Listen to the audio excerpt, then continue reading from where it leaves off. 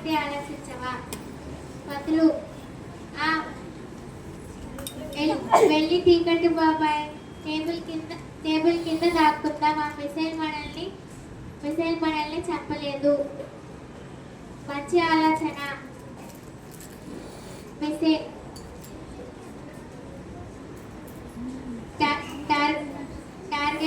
Target achieved. పతులు మోటు ఆ missile మనల్ని చూసేసింది. త్వరగా పారిపోదాం పద. Thank you.